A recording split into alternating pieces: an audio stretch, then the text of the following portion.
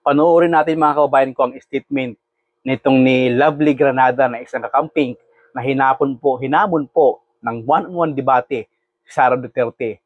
Kaya lang po, hindi siya kakasa si Sara Duterte kasi wala pong alam itong si Sara Duterte. Panoorin natin mga kababayan ko ang statement at ang interview ni Lovely Granada na isang kakamping mga kababayan. Ha? Take note, camping pa to ha. Panoorin natin. Tingin ko kasi walang binatbat si Sara Duterte dito mga kababayan ko kasi wala pa talaga siyang kwentang magsalita si Sara Duterte. Sara Duterte to a public debate. Tell us the context of that. Ano ba yung kwento doon? Actually, so I've been making contents and I've been reacting to issues, right? So the DDS vloggers have been, telling me, oh, have a debate with me. They've been challenging me incessantly to have a debate with them, but I'm just... So, mag-isa lang ako. And then, marami sila. And, I have my job outside social media. So, I can't really, have a debate with them one by one. So, I said, okay, I'm gonna have Sara Duterte instead. Instead of you vloggers. Tama nga naman mga kababayan ko. Instead sa mga DDS vlogger siya, doon na lang siya sa mga sa pinuno ng mga DDS vlogger which is si Sara Duterte. Kasi yun ang tamang-tamang pwedeng ma-debate kasi si Sara Duterte po nakakalam kung ano yung trabaho niya, di ba? Oh, at especially anak siya ni Duterte, yung dating Pangulo ng Pilipinas. Imposible wala siyang alam. Kung nagbulag-bulagan lang si Sara Duterte sa mga nangyayari ngayon. Kaya lang, hindi po siya, si Sara Duterte, malabo pong kakasayan sa hamon ni Lovely dahil wala po siyang alam talaga. Kasi kung walang abogado, walang pera yan, wala yan. No? Sa Congress pa lang, sa hearing pa lang niya, hindi niya madipinsahan ang sarili niya. Dito pa kaya kay Lovely na magaling mag-English. Ang lalim ng kanyang English at ang accent niya. Ang layo po ng agwat dito kay Sara Duterte. Si Sara kahit di Tagalog nga lang, hindi niya maidiretso yung salita niya. At hindi maintindihan kung anong ibig sabihin ng nais niyang iparating, di ba? I'm just gonna face VP Sara Duterte. Para isahan na lang. Okay. So, ayun. Oh, well, that's a very straightforward approach, right? But are you expecting a response from the Vice President? Well, hopefully, yeah, hopefully. Although in the past, she's got that reputation that she doesn't really attend debates. But it would be really nice if I could have, a conversation with her. But I don't know. I don't think she will. What would that conversation look like, Lovely? What topics, what questions do you have for the Vice President? Well, I've actually already said this in Billionario. I want to sit with her regarding the anti-political dynasty bill, her views, an honest assessment of her father's, our former president's drug war, and the direction. If she becomes president, her broad direction about the Philippines, her governance, if ever. Kasi siyempre mga kabayan ko, bilang Pilipino, tatanungin natin, ano ang plano mo sa Pilipinas kung ikaw ay maging Pangulo ng bansang Pilipinas sa 2028? Anong plano mo? 'Di ba? Kasi tayo pong makikinabang sa kay Sara Duterte at tayo pong nagpapasahod kay Sara Duterte para magtrabaho siya sa ating mamamayang Pilipino. 'Di ba? Sa atin po nanggaling yung sinasahod ni Sara Duterte. No? Diyan sa gobyerno. Kaya may karapatan tayong questionin, tanungin bawat sentimo kung saan ginamit ni Sara Duterte ang pera nating mamamayang Pilipino. Well, Lovely, some people say that it's quite difficult for political commentators, for political vloggers to be completely neutral. But where do you stand politically? I love the Philippines, and a lot of people have known me to be pink, but I don't really want to be boxed inside a political color.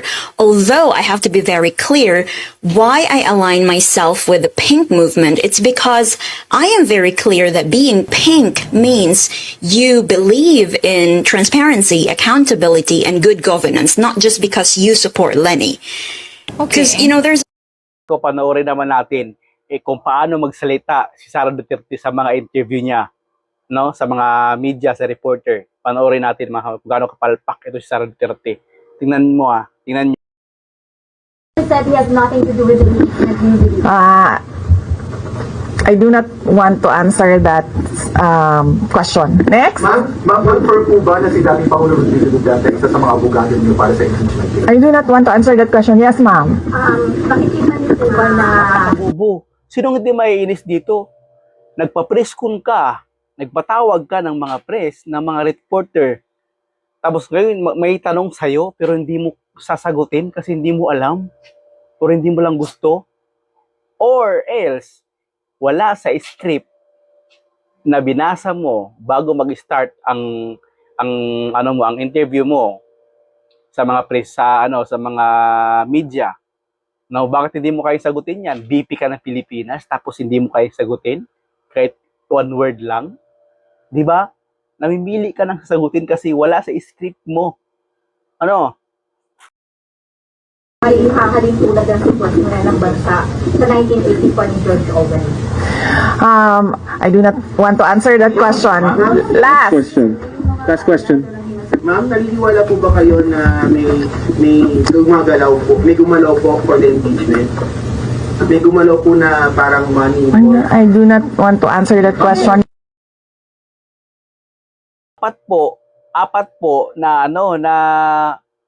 nagtanong sa kanila reporter, walang sinagot ni isa. Tingnan naman, takin yan mga kababayan kung gaano kabobo itong vice president na ito na nag-ambisyon pa na maging pangulo. Paano na lang ang Pilipinas kung pupunta na sa ibang bansa magsalita? Ano na lang tayo? Nga na lang tayo. Papahiya niyang Pilipinas. Ha? Ito pa, panoorin ninyo kung paano niya bantaan ang pangulo natin. Ang ina ninyong lahat. Martin Romualdez. Diyan po magaling ang mga Duterte. Simula sa tatay niya, sa mga kapatid ni Sara at kay Sara Duterte. Diyan po sila magaling ang magbanta, magmura, mag-assassinate ng tao. Diyan po sila magaling mga kababayan. Lisa Marcos, Bongbong Marcos. Putak na mo ka! Tang ina mo ka! Tang ina ninyo. Imagined myself cutting his head. Gusto ko, ganun din ang gusto ko gawin doon sa mga katabi ko. Huwag kang mag-alala. Kung totoong matapang ka talaga, Sara Duterte, bakit hindi mo kayang sabihin sa harap-harapan nila na mga taong pinagbantaan mo? Aber, bakit umiiwas ka? Ikaw ang umiiwas sa Pangulong Duterte, sa Pangulong Marcos. Bakit umiiwas ka? Madali mo kayang sabihin yan. Kasi puro lang kayo salita. Pag kayo na ang binalikan at hinamon kayo, tiklop na kayo. Yan ang Tatak Duterte, mga kababayan ko. Magaling lang sila pag sila ang nauna. Pero pag sila ay kinasahan ng hamon nila, sila mismo ay tumatakbo na. Nababahag na po ang buntot ng mga Duterte na to, mga kababayan ko. Ito ba ang isang example ng maging presidente ninyo, mga DDS? Sa 2028 po, no? Isipin ninyo, paano na lang po ang Pilipinas kung itong si Sara Duterte na to ang mamuno? Well, alam naman namin yan na hindi talaga mananalo si Sara Duterte. Kasi alam nyo kung bakit. Paano pag in-endorse na po ni Pangulong Bongbong Marcos, si Leni Robredo? Yan ang ikinakatakot po ng mga DDS at ni Sara Duterte na mangyari. Kasi sa kanal talaga sila pupulutin.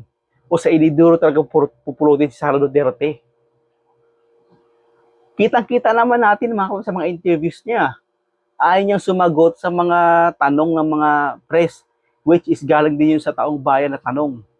No? Siyempre tayo, normal na tao, gusto natin malaman kung anong plano niya sa Pilipinas.